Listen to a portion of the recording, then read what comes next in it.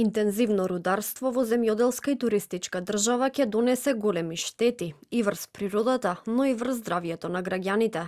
Ова е ставот на екологистите, кои поднесува забелешки за стратегијата за рударство во Министерството за енергетика, минерални суровини и рударство.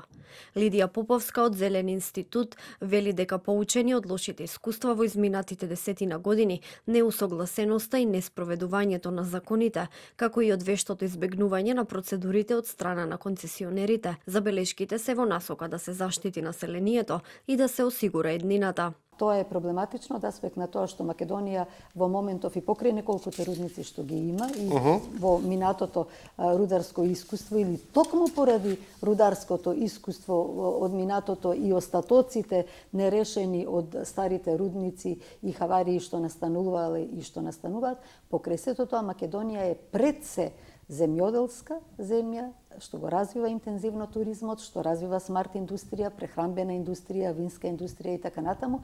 И сето тоа се коси со едно интензивно рударство, како што се заговара во оваа стратегија. Екологистите потенцираат и дека за нив поимот одржливо рударство е план за изградба на нови рудници. Велат дека заканувачки се и картите со стотици рудни наоѓалишта на секој дел од Македонија. Министерството за енергетика неодамна објави дека сите пристигнати забелешки ќе бидат темелно разгледани и соодветно интегрирани во финалната верзија на стратегијата.